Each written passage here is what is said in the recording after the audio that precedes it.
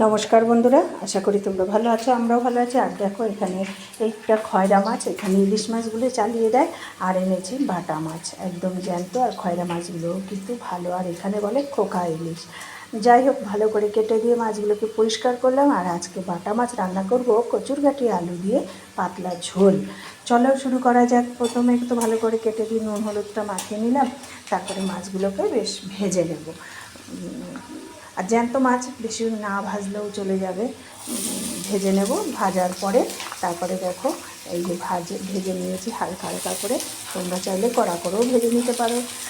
এবার আমি কচুরগাঠি আলুটাও আমি কিন্তু ভেজে রেখে দিয়েছি, সেটা আমি তোমাদের দেখাতে পারিনি।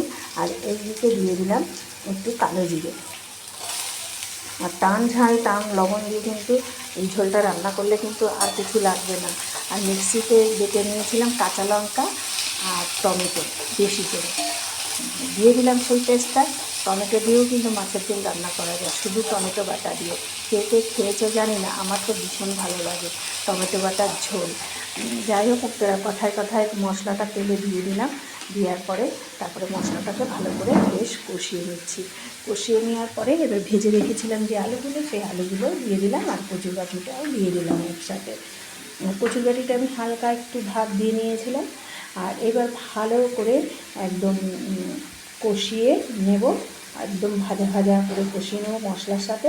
তারপরে দিয়ে দেবো গরম জল।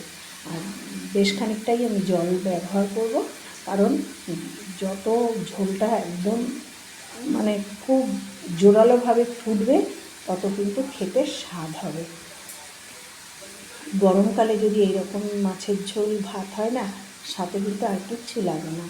আর টকবক করে যখন ফুটবে তারপরে দিয়ে দেবো মাছগুলো। একটু হলুদ কম ছিল দেখে একটু হলুদ দিয়ে দিলাম, আবারও একটু নুন দিলাম, যেহেতু টান ঝাল টান লবণ সব কিছু। দেখো ঝোলটা কী পরিমাণ ফুটছে, এইরকমই ফোটাবে, তবেই যে পাতলা মাছের ঝোলের স্বাদ বাড়ে। এবার দিয়ে দিলাম মাছ ভাজাগুলো, আবারও এরকম টকবক করে ফুটবে। ফোটার পরে আস্তে আস্তে করে তোমার যখন উপর থেকে দেখবে তেলটা ছেড়ে ছেড়ে যাবে, তখন কী করবে, 5-10 মিনিটের জন্য গ্যাসটাকে সিম করে দেবে। তাহলে দেখবে তেলটা বেশ উপরে ভেসে উঠবে। তারপরে যে আর প্রায় দেখো আমার ঝোলটা হয়ে গেছে, আমি নামিয়ে নিয়েছি। তোমরাও ঝটপট এইভাবে বানিয়ে ফেলো আর খেয়ে নাও।